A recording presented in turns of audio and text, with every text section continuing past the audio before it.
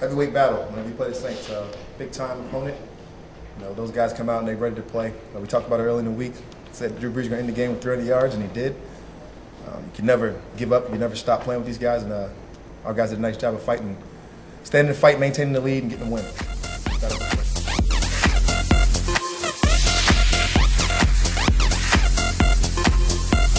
Yeah, no, we prepare every week to come out and win games. We know it's a divisional game, so it's pretty important. But yeah, I mean, we expect to win every week. We know we have a good team. We know if we put up to our potential, we're gonna have a chance to win. And I mean, today we proved that. Our defense came out, played great.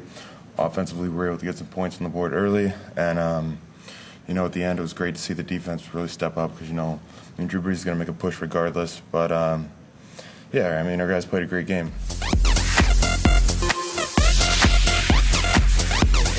Black interception? Yeah, that's nerve-wracking. No, that's football, man. That's what I love about doing what we do. You know, the biggest challenge in the world, getting Drew Brees out there in a fourth down and whatever, and getting a chance in the red zone, get a chance to get an opportunity to keep the win and maintain it on defense, go out there and get a couple good runs, and then show the best play in football, victory offense.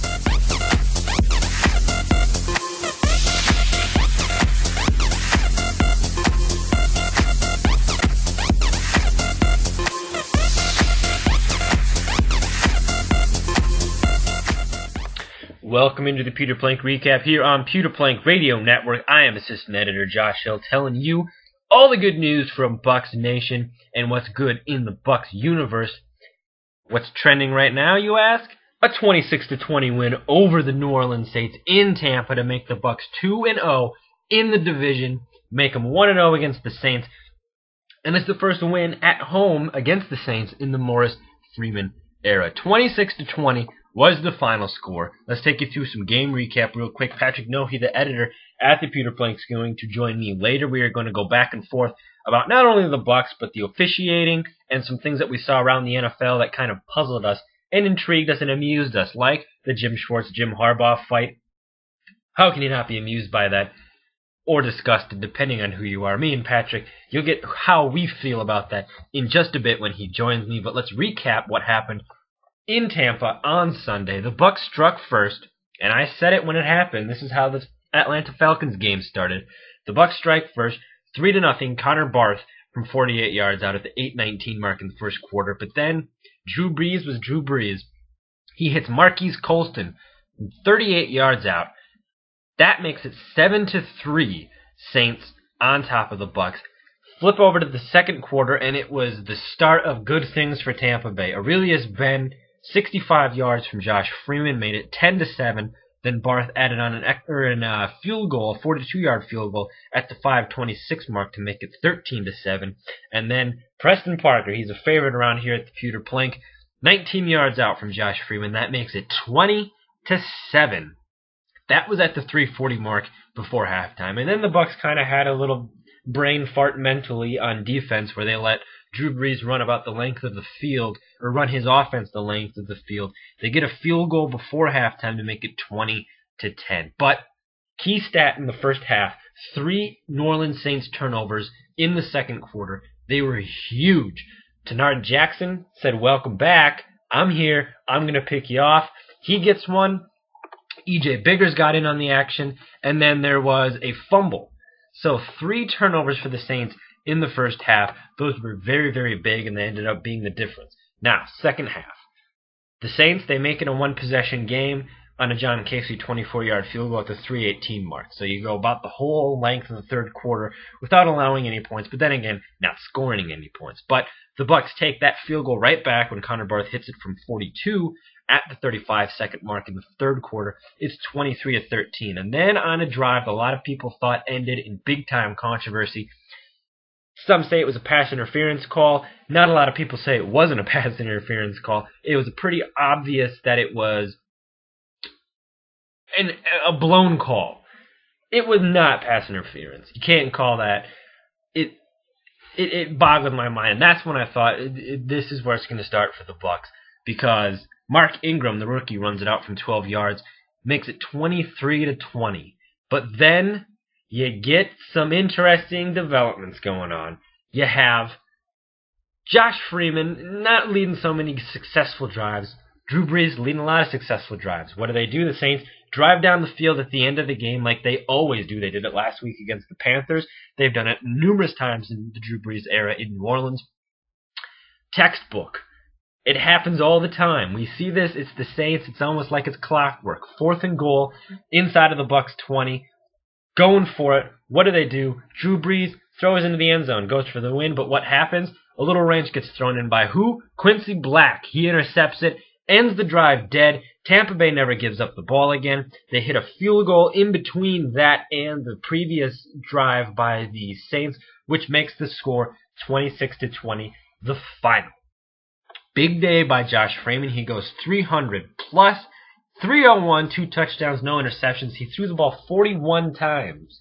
But the big man was Ernest Graham, filling in for LeGarrette Blount, who was out. Graham, a lot of people were predicting mediocre performance out of him. He goes 100 plus, finishes with a $109, 17 carries, doesn't get in the end zone, but he moves the ball a lot better than what people thought he was going to. Drew Brees, 383, no surprise there. 1 touchdown, no surprise there. 3 interceptions, whoa, that's where it gets interesting. The Bucs, 3 interceptions on Drew Brees. They got 1 in the second half to go with the 2 they got in the first half. Mark Ingram, 22 yards. He leads rushing for the Saints. A very, very, very halted rushing attack for the Saints. They haven't really showed one. Not even when they had a good season, when they won the Super Bowl, did they have a good rushing attack.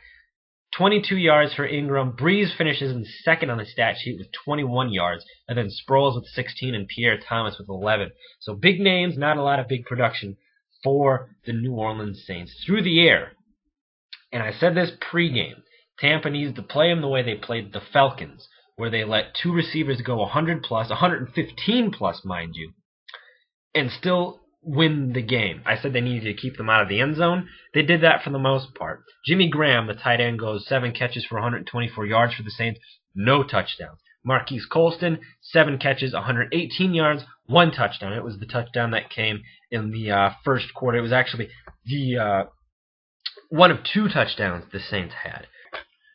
Other than that, you have Sproles and Moore, 46 yards apiece, and then you get into the lower half of the receiving stats with Meacham, Henderson, Ingram, and all those guys. But on the Bucs side, Aurelius Ben, and something that Bucs fans are really excited about, leads the receiving. 3 receptions, 83 yards, and the big-time 65-yard touchdown pass.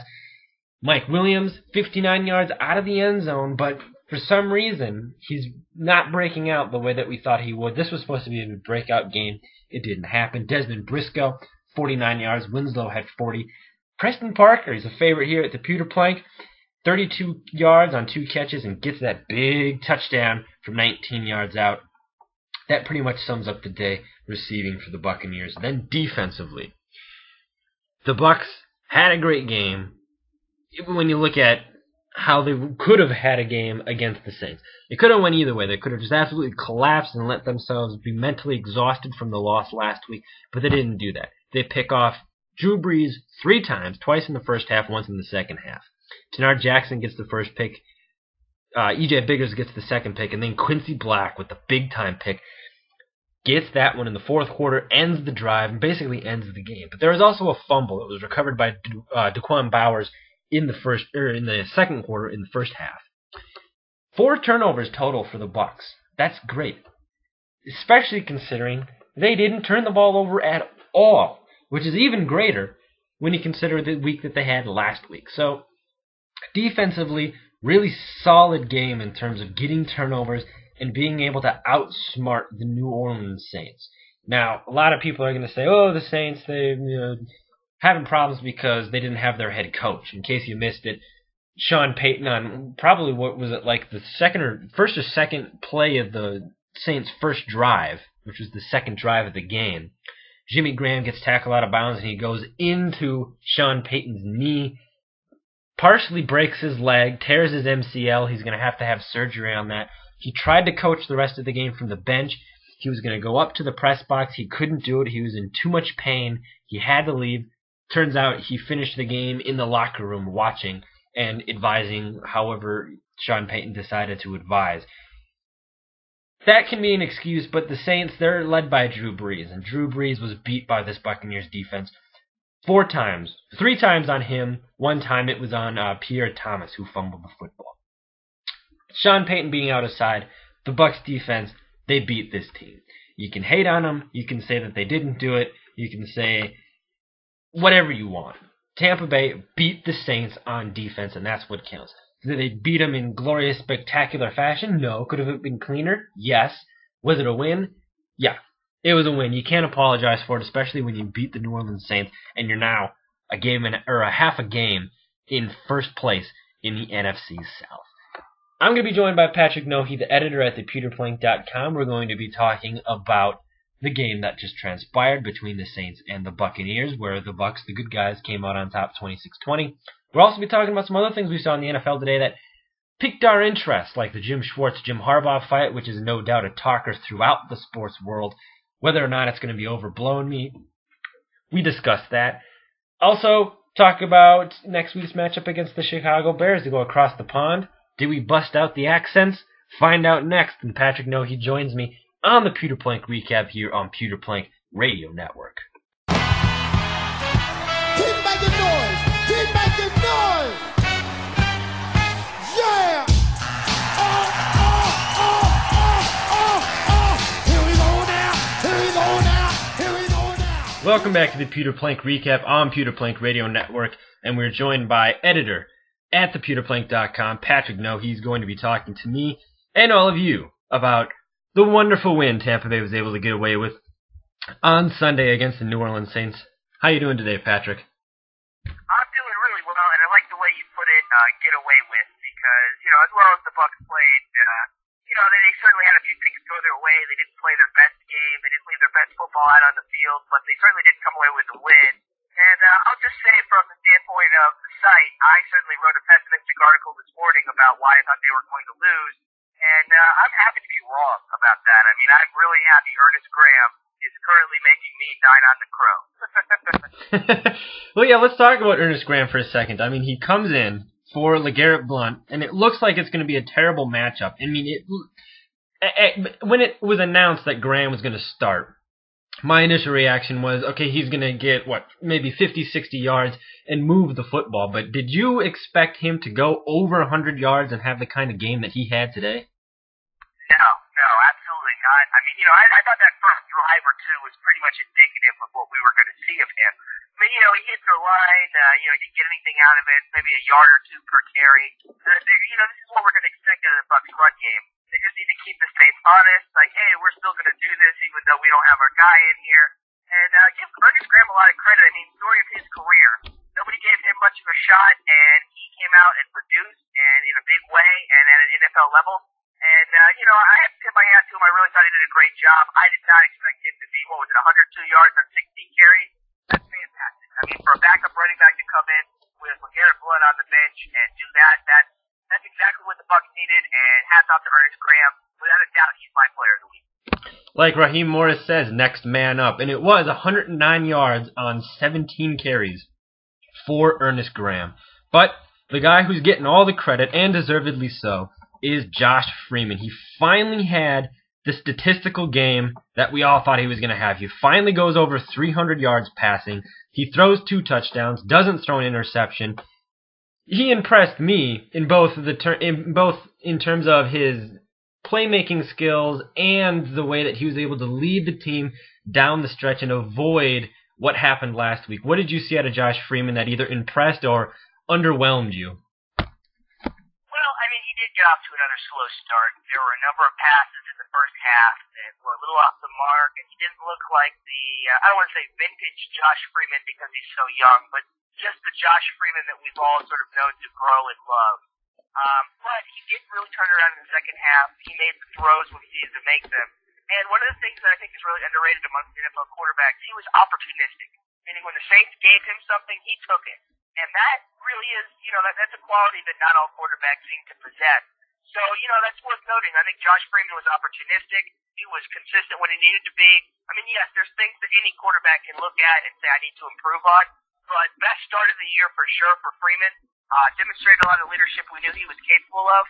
And, even despite not starting the way he probably would admit he wanted to start, he had a great game, and probably the reason that the Bucs ultimately were able to get this win and pretty much go up a half a game in the lead for the NFC South. I know it's a tie game, but they've got the head-to-head right now, so that's a half-game lead. So, big win for the Bucs, and it does all come down to Josh Freeman, and he did make some plays that he needed to make today. Not perfect, but he's getting there, and that's more the Freeman we expected this year.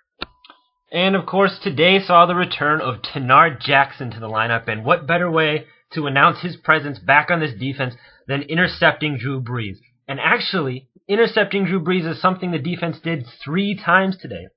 What out of the defense did you see that you really liked going up against a powerful offense like that of the New Orleans Saints? I saw a defense that felt confident enough to step up and take shots at intercepting passes. And that's something that I think with a secondary is very difficult, especially with one that's been burned like the Bucs have. I think that their secondary did a great job of really stepping up and making some good plays. And I've said all along, I think Tenard Jackson is the most talented safety the Bucs have. So getting him back is going to be a huge, huge benefit to the defensive secondary. But I like the way the defensive secondary played. Yeah, there's some things just like with offense that you could improve, that you could do better. But at the same time, I think that the secondary, with Tenard Jackson, they're going to be much better than they were with Cody Grimm. And I'm happy to see him back in a Bucs uniform. It was good to see 36 out there today. It was really great to see Tenard Jackson back out there just because it gives some consistency on this defense. Because the defense was without Gerald McCoy today, which actually ended up not being as big of a factor as we all thought it was going to be. But having Tenard Jackson back is just, it gives that sort of, I don't know, I guess I would say sense of faith in the defense, or at least some kind of security in that secondary. And speaking of the secondary, just a quick tangent along the lines of the Bucs wins, it actually turns out Rondé Barber coached a majority of the game in terms of the defensive secondary. Do you see him being a coach for the Bucs or in the NFL? Well, we got a bunch of tangents going on that question. I'll start, first of all, by just, I don't want to say told you so, but last week we talked about the impact of the McCoy injury, and I said, I think he's great. I don't think it's going to be as much of a detriment as we thought. And I really didn't think it was today. I didn't miss Gerald McCoy. I mean, if he weren't on the Bucs, I think that defense would still be capable of doing what it did today. So, I think Gerald McCoy, great player, but maybe this will give him a little bit of a concept of the fact that he's not, the Bucs can do without him. He's not, untouchable on that defense. He's good, but he's not the player the Bucs thought he was going to be yet. He's got a ways to go, and they can manage without him. They can do a good job without him today. Now, as far as the secondary goes, I'm not shocked at all about Rondé Barber coaching. I think that's a natural progression for him. He's got the mindset for it. He has the rapport with the guys. He has the experience for it. He's actually a year Raheem Morris's senior. So, yeah, I think that makes a lot of sense, and I could see that being a very natural transition. As to whether or not he actually does that, I think a lot of that comes down to Ronnie and whether he wants to do that. I mean, he's obviously got a family and a wife, and I mean, it'll come down to whether at the end of his football career he says, yeah, I want to continue to be on the road and put in these kinds of hours, or whether I want to be a family man. And, that obviously comes down to him, but he has the potential and the ability to be a great coach. And, if he wants to do Tampa, the Bucs would be lucky to have him. But, I think Rondé Barber, and I think that goes without saying, he's a leader. He is one of the linchpins of that defense. And, if Ronnie had been the guy that went out for the season last week instead of Gerald McCoy, I would have really had a conniption because then the Bucs are in trouble. But, Gerald McCoy, good player, but, the Bucs can do without him. They proved that today. They'll be able to prove that next week. They're a good team without Gerald McCoy. I'll take the I told you so on the Gerald McCoy because the Bucs won, and I actually did forget about Gerald McCoy during this game. But going off of what you said about Rondé Barber, I personally don't see him being an NFL coach. More or less maybe a consultant for the Buccaneers if they need something like that. But he's put in so much time with this Bucs organization. I don't see a situation where they're begging for him to come back and give more and take away from free time and retirement time that he's very much earned throughout his career. Wouldn't you say that's correct? Well, yeah, I mean, and I can see Rodney being the type of guy that says, I'd rather coach high school Or, I'd rather go take a few years off and then maybe see about coaching some college. I mean, honestly, if I were a coach, I would never want to be involved with the NFL. I mean, the players pay too much money. They're all prima donnas. I think college is really where you want to be if you're a coach. So I could see that. But, I wouldn't discount Ronnie as being capable of coaching. He certainly has the mental capacity to do that. And he seems to be capable of imparting that wisdom on young players in a way that they can receive it and do something with it.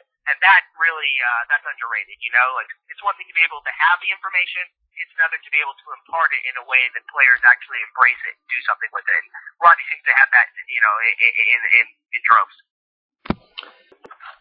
All right, so if we're talking about coaching, we have to talk about what happened in Detroit today between Jim Harbaugh and Jim Schwartz.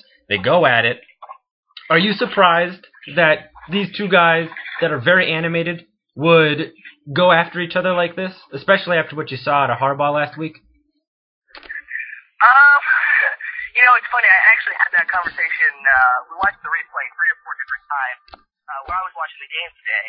And at first, it seemed like a lot of people were on Schwartz's side. But after watching it and then listening to the post-game press conferences of both coaches, I don't really see where Harbaugh was that out of line. I mean, he admitted, he was like, yeah, I shook his hand a little bit too tough. I was a little too excited. I needed to reel it back a bit.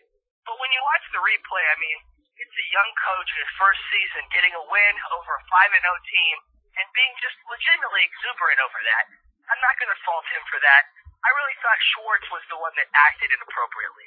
I mean, yes, he got showed up a little bit. He could have been more gracious. File that away. Next time when you can take a timeout instead of scoring or take a knee or whatever, you don't do it. But you don't need to make a big deal and try to make it some circus sideshow where you run down the sideline and get into a fight with the guy. So I put that on Schwartz and say, hey, man, you're the one that's supposed to be the established coach. You've been here a little longer. Act like the grown-up here, Like, everyone's going to sit there and look at Harbaugh after the game and say, okay, he probably shouldn't have done that. That's 2 weeks in a row.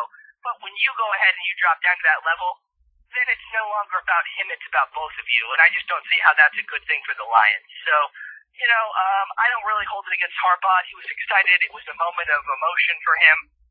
I think Schwartz could have handled it better. Harbaugh could have handled it better. But really a non-issue. And in a 24/7 news cycle, they'll make it into something that it's not. So, briefly, to get into a couple questions about Raheem Morris, how would this fight with two young coaches reflect on Morris if you want to dig into it and overblow it and really, really read into what happened? How does this make Morris look then, a young coach with a winning team in the NFC? Well, I don't know that Raheem Morris would have gotten into this situation. I mean, I've heard people criticize him for being a little bit too trying to think of what the word animated, I guess, is the right word on the sidelines. I mean, obviously you see him doing the chest bumps with the players, jumping up into the air. I mean, he's a player's coach. I don't know that he would let himself embarrass his organization as Harbaugh and Schwartz seem to teeter on the line of doing. I'm not saying that's what they did, but, if you have two head coaches potentially coming to blows over the outcome of a close game, nobody's really proud of that moment. I don't know that I would ever really worry about Raheem Morris doing that. Now, if it came to blows, I would take Raheem Morris over just about any coach in the NFL because he seems like a pretty tough guy. He seems like the type of guy that you wouldn't want to scrap with. But that's his team, too, and that's his personality is reflected in that team. I don't think he'd be the type of guy that's going up to Jim Schwartz, slapping him in the face and, trying to elicit a fight, but I don't know that he would back down in the same situation. I don't know that he would respond any differently than Schwartz at the same time. So, I don't know. I think that's just a good example of two young coaches becoming a bit overpassionate and responding viscerally when something came down to the wire. And I think that's good about the NFL. I don't think you want to see that duplicated again, but I don't hold it against either coach. And I don't know that Raheem Morris would have reacted that much differently than Schwartz if Harbaugh had been in his face. But, I think it's a learning experience for everyone involved, and I think that they'll laugh about it. I think what's sad is what you'll see ESPN do to that clip, where they'll play it over and over and over, and they'll try to talk to all the Lions and 49ers players about it, and turn it into a story that it's really not. Somebody got their emotions, let their emotions get away from them. It happened, it's over. They go, like it was good TV for a minute, show the clip, and that's it. Move on, I don't know that it needs to be a continual story. I share your same feelings about what ESPN and what the greater mainstream sports media is going to do to this, because they have to do it. Because what are they going to do if the Lions and the 49ers meet up in the wild card? You know, they have this to go off of, and then they have the story that they've blown up. But hopefully, we'll see the Tampa Bay Buccaneers in one of those spots, because Raheem Morris, like we said last week, is a master motivator. After last week's game, he threw away the game tapes and said, we're not going to look at them, we're just going to move forward from this. Now that they've beat the Saints, how do you feel about Raheem Morris moving forward with this team, even under the criticisms that a lot of people have that he doesn't have a game plan and he just throws plays out there? Did you see that working today, or how did you see Raheem Morris's coaching skills today against the New Orleans Saints? Well, I think that you have to look at what Raheem Morris leads before you can really adequately assess his coaching skills. I mean, he doesn't call the offensive plays. So when the offensive play calling is lax, or, they don't do things or execute the way you want them to do, that ultimately comes down to Morris, but it's not directly his fault. More is on Van Pelt and Olsen, because they're not getting the offense where it needs to be. Defensively is another story. I feel like the defense has been, especially with some of the injuries over the last few weeks, a work in progress. But at the same time, I think he's doing a good job with it. But ultimately, Raheem Morris, as young as he is, I think one of his primary roles with the Bucs is to just motivate them as a whole. And he does that very, very well. And obviously, you have to buy in with the specific position coaches, with the offensive coordinator and the quarterback's coach, as to what the game plan on that side of the ball is going to be. But defensively, I think he does a very good job of trying to dial up what's going to put his guys in the best position to make plays. And I think that he is a very good coach at making sure that in the right moment, he can hopefully get the most out of his team towards winning that game. So, I think it's a resounding win. It's a good win for him. He got his team where it needed to be. Not a perfect win. They didn't execute exactly how you wanted to see them execute. The offense obviously has plenty to work on. But it's definitely a huge step forward from where they were last week. I mean, that 49ers team you saw was pretty good today. They went ahead and beat a good Detroit Lions team. The Bucs don't have anything to apologize for. Their losses come to a couple of teams that pretty good teams. I don't think anyone's going to take anything away from Detroit or San Francisco right now. So, looking at who they beat, the Saints, the Colts, the Falcons, I think you can feel pretty good about a 4-2 Bucs squad. I think Raheem Morris can feel pretty good about it. But I will just say this, and it's a quick tangent. Raheem Morris throwing out the game tapes from the 49ers game, that's a double-edged sword, because if it goes well, people go, oh, great motivator, he did a good job, that was a smart move. If they wind up bombing this game like I expected them to, then people are going, oh, well, what a moron. You should be learning from why you got beat. That's the type of win that you can take a lot from. So, I mean, that's actually a riskier decision than people give it credit for. But, Raheem Morris, I think that more than anything, the team buys into what he's saying. And as long as they buy into him, he's going to have a job and he's going to be successful, and that's any NFL coach. Yeah, I agree with the whole game tapes thing. When I heard that, I was like, oh, I'm glad I heard it after the game, because had I heard it pre-game, I don't know what I would have done. Because, like Andy Reid said in his post-game whatever you want to call it, in the locker room, told the guys to come in at 9 o'clock tomorrow, then they have the rest of the week off. And then I saw the entire Fox post-game crew just in shock that they had just heard Andy Reid give his 2-4 team an entire week off. So I do agree that it's a risky move, and I think Raheem Morris is the right guy. Gladly he pulled it off. But quickly to finish up in this game, before we move on and briefly talk about the London game next week, it's well documented that you've had a lot of problems with the officiating throughout the Buccaneers season so far. Today you had issues with Jerome Bogus Bozier, or Booger, however you want to say his last name. What did you see out of the officiating that just made you want to scream and rant on Twitter? There's two different issues I look at with officiating. There's, first of all, a level of consistency, and then there seems to be like a threshold that officials are willing to tolerate from during the game. And either of those two things can irritate me. I know this is a little bit random, but quite frankly, with today's game, it was just a lack of consistency. The one play that stuck out to me the most was you cannot call that pass interference play that extends the Saints' drives and ultimately leads to a touchdown on 3rd and 6 or whatever it was. You can't call that pass interference. That really wasn't pass interference. It was a knick-knack call. It was, that was the NFL, in my opinion, just saying, let's make a game out of this. The Saints are a good team. I'll bet he was interfered with. But there was no basis for that. Now, the nice part about the NFL is that unlike the ACC, which I'm actually being paid to cover right now, there is accountability from the NFL officials when they blow a call.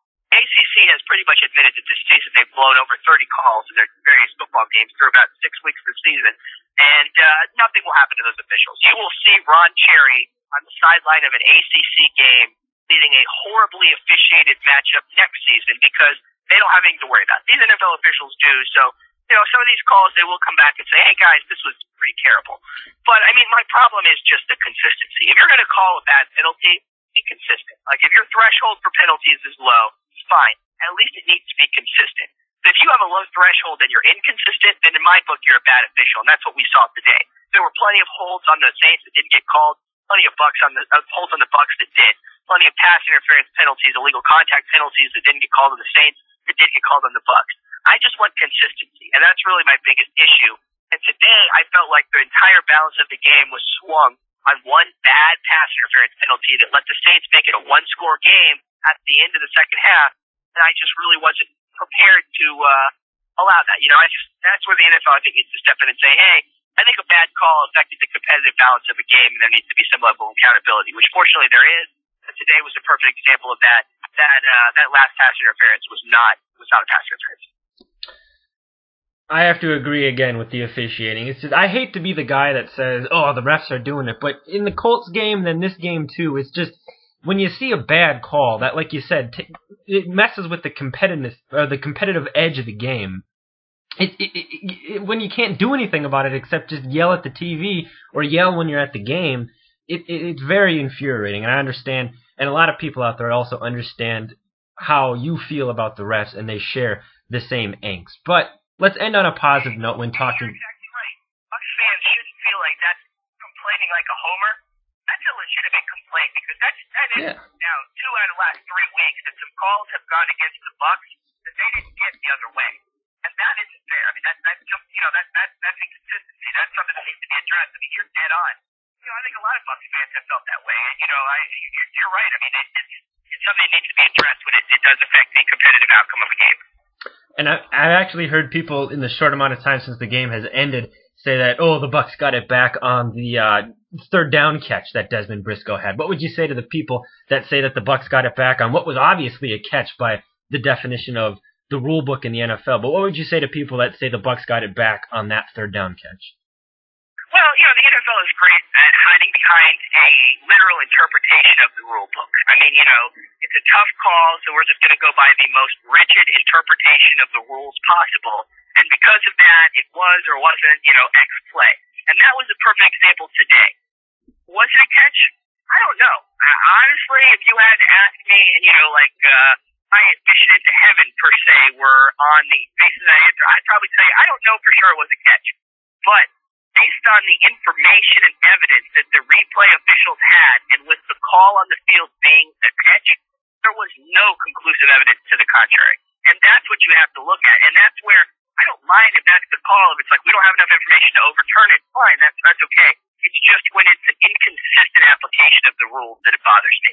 So, you can go ahead and I guess say, oh, they got away with it on the Briscoe catch.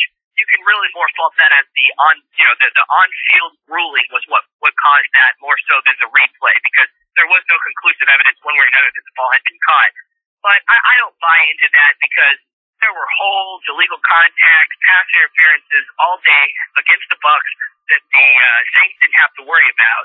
And one call doesn't make up for an entire day's worth of bad officiating. And the joke around all NFL communities is there was a call in the Lions 49ers game as well that Nate Burleson had a catch that they initially ruled a touchdown and called it incomplete. And nobody is clear what a catch is anymore in the NFL with the whole Calvin Johnson thing that happened last year. It's just, it's getting to a ridiculous level.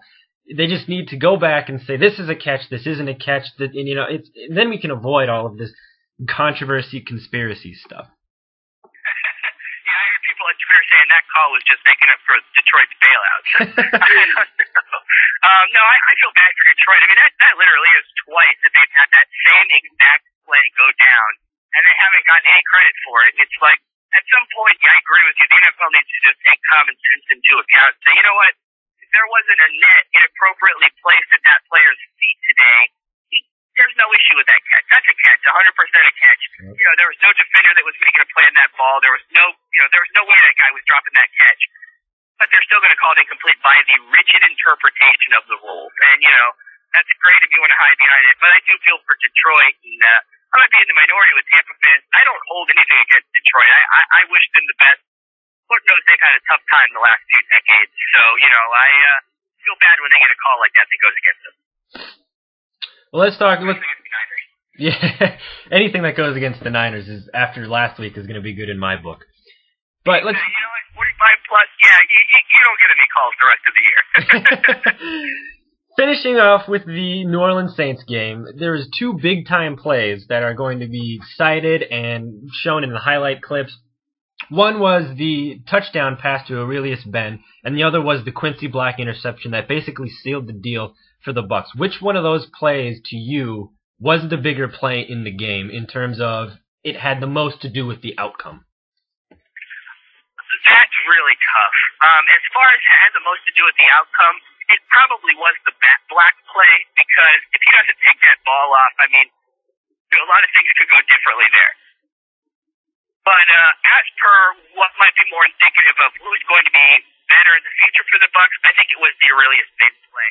I mean, that's exactly what the Bucs are looking for. Terribly blown coverage on the part of the Saints on that play. I mean, you know, as much as you want to say, oh, great play by Aurelius Ben, without, you know, the safety over the top of him, you know, any NFL player scores a touchdown there. But that's exactly what the Bucs are looking for out of Ben. I mean, they're looking for a stretch the field, deep threat kind of receiver. And I mean, you know, it just takes a few of those plays on film where it's like, hey, here's him catching a 70-yard pass before defense goes, oh, we better keep a safety over the top of him or we could have some problems. And that obviously just stretches everything out, lets the run game have a little bit more room, does a lot of the things you want to do. I've never been that high in Quincy Black. I've said to you many times before, I think Dakota Watson should be the one playing linebacker over Quincy Black. He's a solid player, but he's not the kind of player you want to build a defense around. So I like Quincy Black. Great play by him today. You know, obviously an invaluable interception, but long term, I think Aurelius Ben is going to be catching those kinds of passes for many, many years for the Bucs. I don't know how much longer Quincy Black is doing that. So in terms of what was more beneficial to this particular game, the Black interception. In terms of what I liked more for the long term, I like the Ben touchdown. I think a lot of people in Bucs Nation do like the Ben touchdown because he was the guy. A lot of people forget he was drafted a couple rounds before Mike Williams, and who was drafted in the 4th round. Ben was actually the 2nd round selection out of Illinois, and he never turned into the guy that the Bucs drafted him to be. And now to see these flashes out of him, it's really great, and it's exciting a lot of people all over that are Bucs fans. Well, I can take you back even further. When I was a student at Florida State, and they were recruiting Aurelius Ben, and I was legitimately disappointed that he went to Illinois. So seeing him come full circle as a Buck, I mean, it's much like with Preston Parker, who I actually watched at Florida State. I mean, you know, he felt like there was this capability there, but to see it actually kind of proven and legitimized on an NFL stage, I mean, you really get a sense of just how talented this kid has always been. And I mean, Aurelius Ben, I think football people have had an idea of his ceiling since he might have been 18 years old. I mean, this kid can play. Now, the win puts the Bucs at 4-2, and actually it's tied in the standings, but they do have the half-game edge because they play the Saints one more time, and there's the whole weighted schedule thing. But next week is the big London game against the Chicago Bears. How big does that game now become for the Bucs, who will actually have a half-game lead in the NFC South? Well, a lot of that depends on how the Bears do this evening. I mean, you know, they've got a pretty difficult game against the Vikings coming up here. You know, by the time this posts on the site, it will be over. But at the time we're talking, it's just about to kick off. You know, the Bears come off a loss here. That will be a couple weeks in a row they've lost. And I don't think people need to forget that this Bears team actually won the NFC North last year. So in their minds, they're better than the Packers. So, you know, I think for them, if they come off 2 straight losses to the Lions and Vikings, that's 2 divisional losses, they're going to be a dangerous team.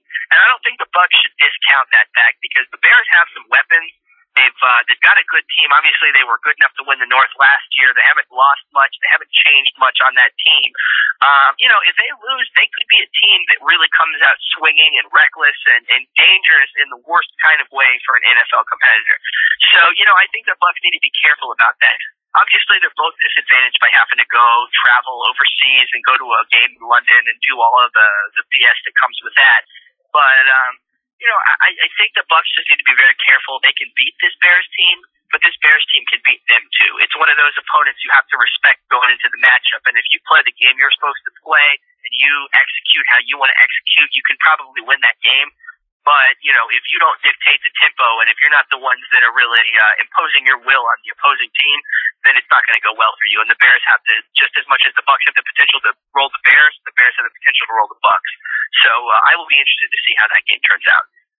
Let's talk about a couple of the Bears' weapons real quick, because you talk about recklessness, you have to talk about Jay Cutler. He's a gunslinger. He likes to throw the ball. He likes to throw interceptions. Well, he doesn't like to throw them, but he throws them. Now, the Bucs picked off Drew Brees 3 times today. I'm not saying it's going to be a field day next week against Jay Cutler, but what can the secondary expect in terms of success against Jay Cutler, who does like to throw, does like to overthrow, and does like to spread the ball and be a little reckless when he throws? Well, one thing goes for sure. This will be a much easier matchup than it was against Drew Brees. I almost committed a football hubris today and said, I don't think Drew Brees is that great a quarterback. He's a fantastic quarterback. And the reason Drew Brees is a fantastic quarterback is his accuracy is at a level that very few NFL quarterbacks have ever had theirs at. To the point where coaches would never teach a young quarterback, to throw the type of passes Drew Brees throws. If you look at some of the times that he was connecting with his receivers, specifically Lamb today, no business throwing some of those passes. I mean, throwing into triple coverage, a back shoulder throw.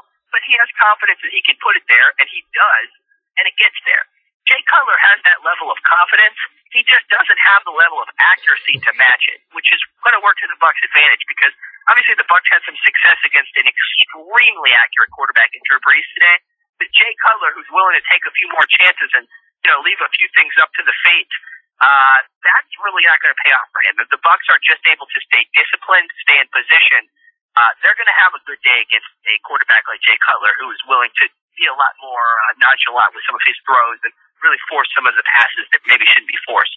So I think that Jay Cutler that's a good matchup for the Bucs.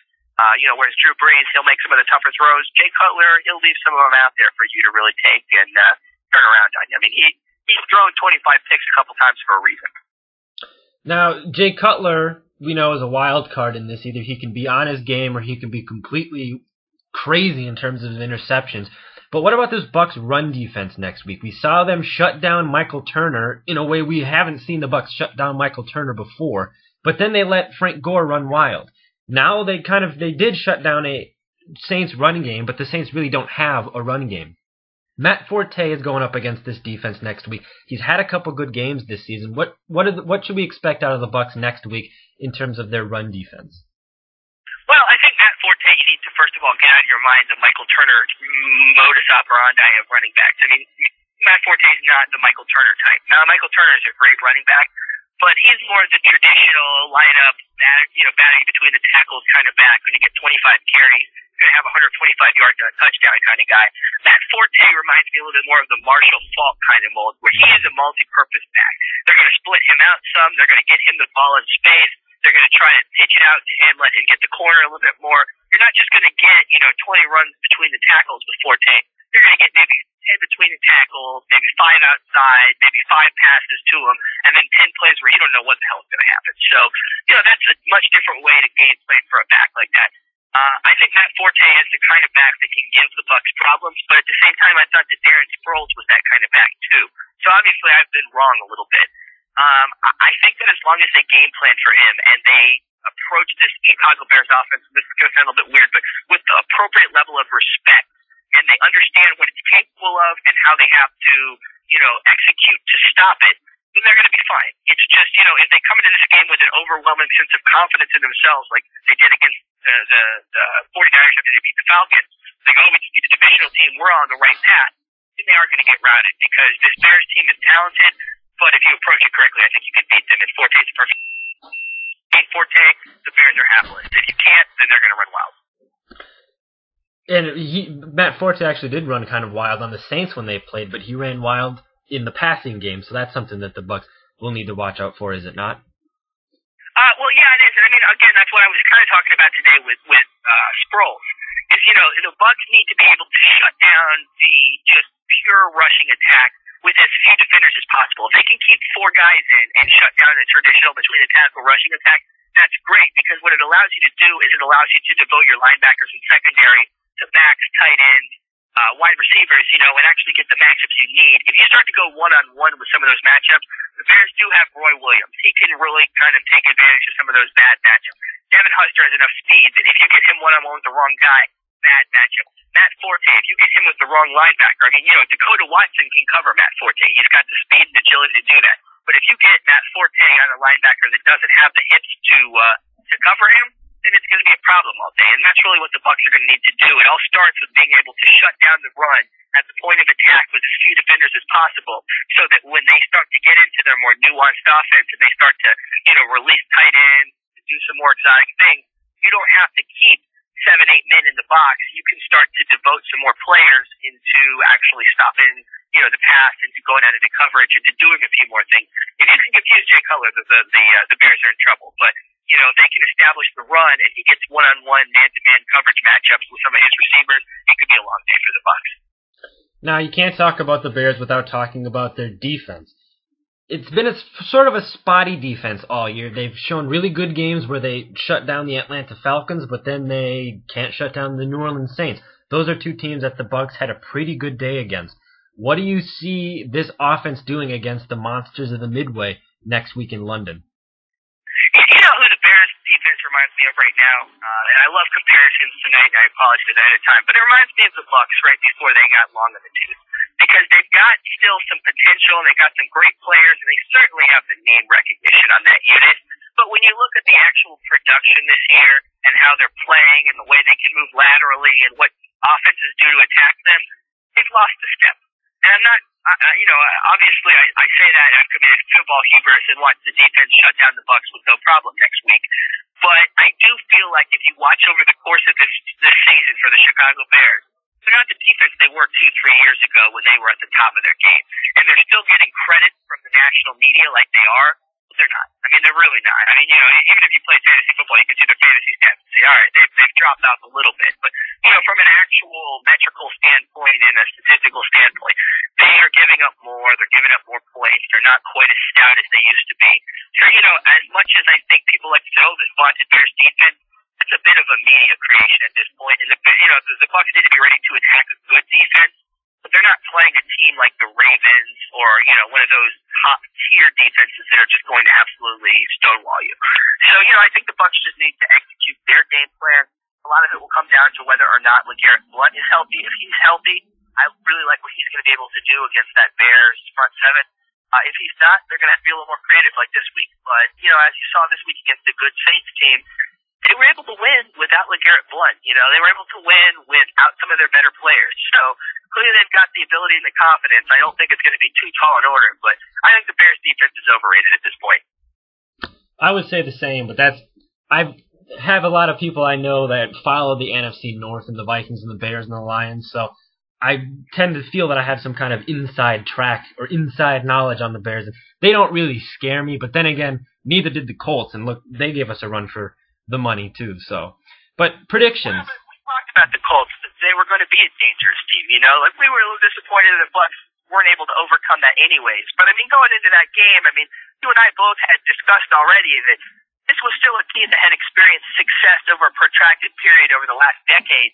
So they weren't going to just die and go down on top of themselves. This was still a dangerous team, and somebody is still going to sleep on them and get whipped. But I think their Colts team was better than their record indicates, and they still are.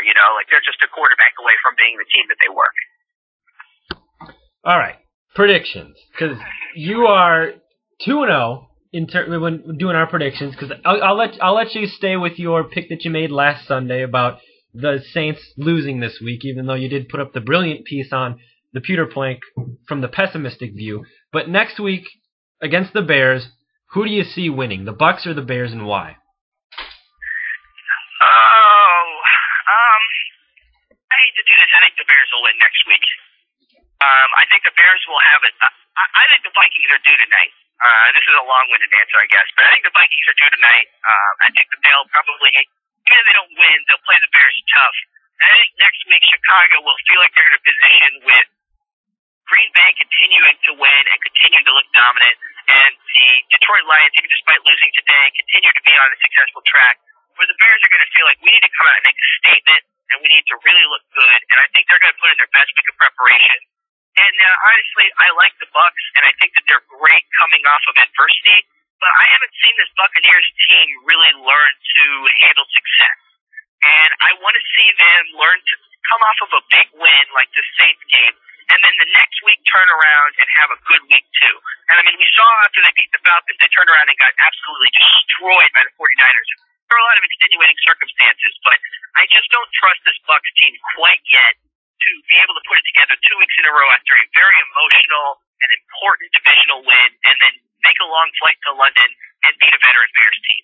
So I think it'll be close. I'm going to say 24-21, but I think the Bears will just barely be able to pull it out and beat the Bucs next weekend in London.